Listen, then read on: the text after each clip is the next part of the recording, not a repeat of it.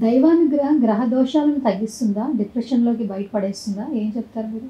దైవానుగ్రహం అనేది తగ్గిస్తుందండి. కొంతవరకు ఉపశమనం ఇస్తుంది. తగ్గించడం అనేది జరగదు గానీ, ఉపశమనం ఇస్తుంది. నడిచిపోగలుగుతాను అనే ఒక ధైర్యంతోని పోయాడనుకోండి, ఎంత ఎండలైనా నడుచుకుంటూ ఎళ్తాడు.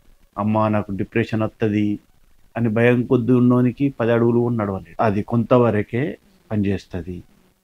ఇంక కొంతవరకు పూర్వజన్మ ఫలం.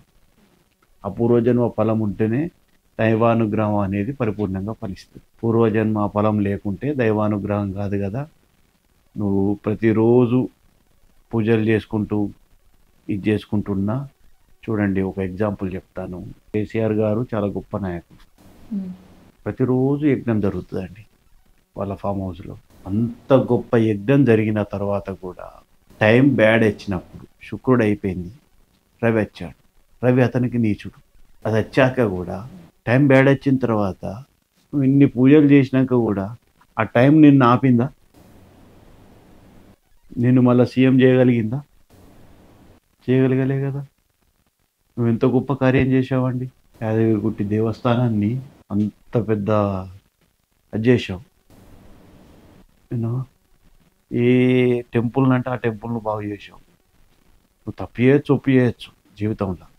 గుడిల పరంగా మాత్రం, దేవతల పరంగా మాత్రం, పూజల పరంగా మాత్రం బాగు చేశాడా లేడా? అయినా ఏమైంది? రవిగ్రహం మైనస్ అయింది. మైనస్ అయినప్పుడు ఆయనకు మైనస్ జరిగిందా లేదా? తప్పది. అవన్నీ తప్పించుకోలేరండి. అంతే. అది కొన్ని రూట్లుంటాయి. ఆ రూట్ల ద్వారానే పోవాలి. గురూజీ, కర్మ సిద్ధాంతాన్ని నమ్మేవారికి జ్యోతిష్యం తెలుసుకోవడం అవసరమా? అసలు జ్యోతిష్యం తెలుసుకోవడం వల్ల అసలు ఉపయోగాలున్నాయా? కర్మ సిద్ధాంతం అనేది నమ్మేవారు ఎట్లుంటారంటే, ఏ విధంగా రాస్తే ఆ విధంగా వెళ్ళిపోతా ఉంటది జీవితం. ఇక దానికి పెద్ద మించేది ఏమున్నది అనేది ఉంటది. కానీ వాళ్ళకొక కుతూహలం ఉంటదండి. ఇప్పుడు నాకు ఏ పీరియడ్ నడుస్తుంది? నేను ఏది పట్టుకున్నా బ్యాడ్ అయితుంది. అట్లా ఎట్లా ఉంటది? మంచిగున్నంత సేపు ఎవరు రారండి. ఎప్పుడైతే ఏది పట్టుకుంటే అది బ్యాడ్ అయితదో అప్పుడే మేము గుర్తుకొస్తాం. అప్పుడు మా దగ్గరికొస్తారు. మా దగ్గరికొచ్చినప్పుడు వాళ్ళకన్నీ తెలుసు. ఇది కర్మ సిద్ధాంతమే. ఈ జీవితం ఇక్కడికే ఉంటది. వాళ్ళు రాసినట్టే ఉంటది. కానీ ఒక్కొక్కసారి మేము మొత్తం తెలుసుకొని చెప్పిన తర్వాత మీది ఇక్కడి నుంచి ఇక్కడ బాగుంటది. ఇక్కడి నుంచి ఇక్కడికి ముందుకు పోండి. ఇక్కడ ఆగిపోండి. ఇక్కడ ఒక నెల రోజులు కూర్చొని తినండి. ఏం కాదు. కానీ దానికి పోకండి. దాని జోలికి పోకండి. ఇలాంటి కొన్ని కొన్ని మేము స్కెచ్ చేసి ఇస్తామండి ఒక పేపర్ మీద. ఈ టైంలో మీరు ముందుకు పోండి. వాళ్ళ యొక్క బతికున్నన్ని రోజులు వాళ్ళ వాళ్ళ స్కెచ్ చేసి ఇస్తాం.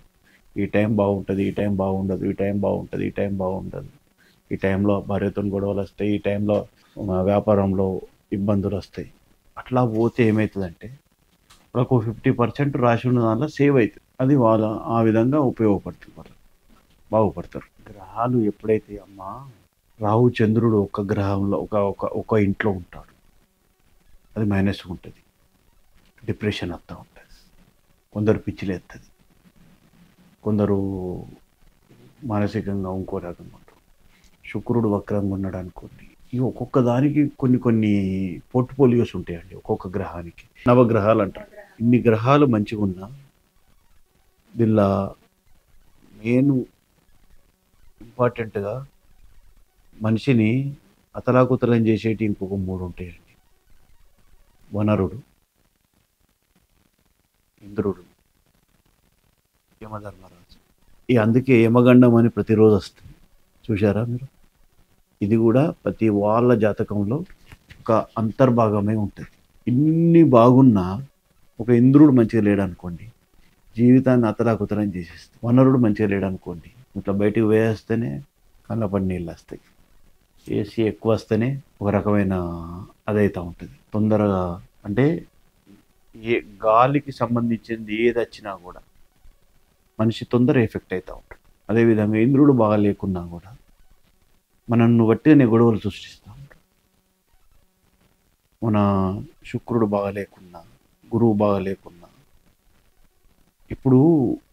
ఇప్పుడున్న యుగంలో మనిషి చనిపోవడంతోనే టక్కని ఆత్మ పరమాత్మలో కలిసిపోదండి. కలిసిపోక 354 రోజులు అది గాల్లో తిరుగుతూ ఉంటుంది. ఎవరికైతే వీక్ ఉంటుందో, అతి భయంకరమైన వీక్ ఉంటుందో వాళ్ళ లోపలికి వచ్చేస్తుంది. లేకుంటే ఆ 30 కిలోమీటర్ల సరౌండ్‌లా ఎవరైతే క్షుద్ర పూజలు చేస్తారో వాళ్ళ దగ్గరికి వెళ్ళిపోతాడు. వాడు ఏం చేస్తాడు?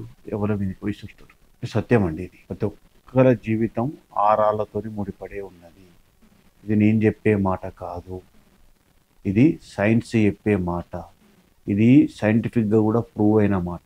మీరు చాలా సినిమాలలో చూడండి. ఇప్పుడు అలాంటి సినిమాలే వస్తుంది. ఎందుకంటే రియలిస్టిక్‌గా జరుగుతున్నాయి కాబట్టి అలాంటి సినిమాలే వస్తుంది. కాబట్టి ఈ సైతాన్ అనేది మనం సైతాన్ అనేటం మేము ఆరా అంటామండి. ప్రతి వాళ్ళకు ఈ డిప్రెషన్‌లోనైనా ప్రతి వాళ్ళ లోపట ఒక ఆరా ఉంటదండి. మనం ఆ ఆరాని తీయగలిగితే వాళ్ళ లోపట డిప్రెషన్ తీసేసినట్టే. దీనికి డిప్రెషన్‌కు నాకు తెలిసినంత మట్టుకు ఈ సైకియాట్రిస్ట్‌లని వాళ్ళని వీళ్ళని ఉంటారు గానీ, నాకు తెలిసినంత మట్టుకు వాళ్ళు చేసే వైద్యం ఏముండదు. మైండ్‌ను ఫాస్ట్‌గా పరిగెత్తే మైండ్‌ను స్లో చేస్తారు. స్లో చేసుడు అనేది మత్తుమందు ఇచ్చిల్లాంటిది.